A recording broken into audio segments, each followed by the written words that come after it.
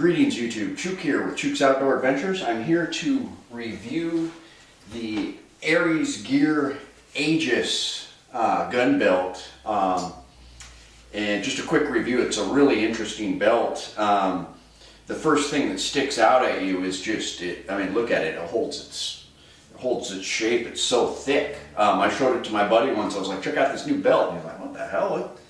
A giant piece of nylon. But anyways, the reason I got this is, as most people, when they're first getting into carrying weapons, concealed carry, the belt is usually the thing that is neglected. And I did the same thing. I thought that I could go to a leather store and get a belt that would be just fine. And this is a pretty thick leather belt. I got it like at the Alaska motorcycle shop or whatever here in town, but after a while, look at how flimsy that is. It just bends. I mean, this thing is super, even though it's sort of thick, it wore out in a matter of months, and it's super flimsy.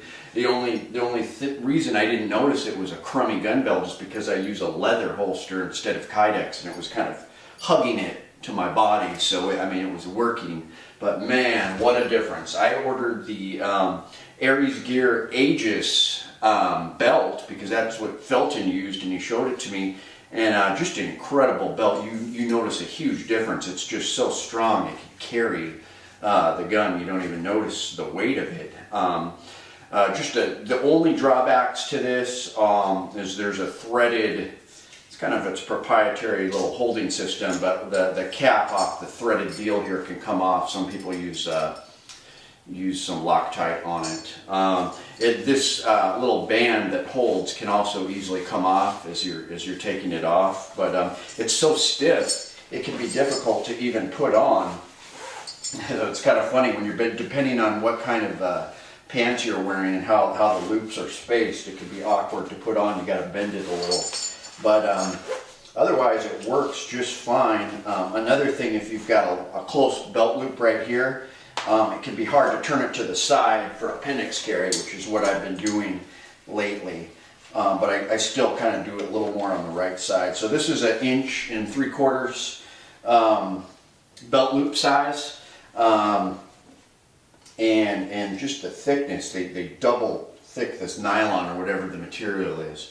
But yeah, it just makes a huge difference. I highly recommend a belt like this that's really heavy duty if you're going to concealed carry, because right now I can hardly feel the weight of the gun because this belt holds it up, whereas this thing was just, this wasn't holding anything. Just ridiculous. I can't believe I went so long holding this. So yeah, I have no complaints really with the Ares Gear belt. It's got this bead blasted buckle that's actually pretty nice, and it doesn't really scream tactical. If you know your stuff, you might notice it. And it doesn't really scream tactical. It looks like it just, somebody bought a large, awkward dress belt, possibly. As for, if you want to do 4 o'clock carry, it's even better for that because it really holds it up. And I've noticed a huge difference since switching over to this belt. So yeah, don't neglect the belt, guys. If you're concealed carrying, I would recommend this Aegis belt, and it's around $100. I got it on Amazon. So it's pricey, but well worth it. This will last a decade probably. So yeah, let me know what you think. Please comment, like, and subscribe. And thanks YouTube, Chuke, your friend in the field.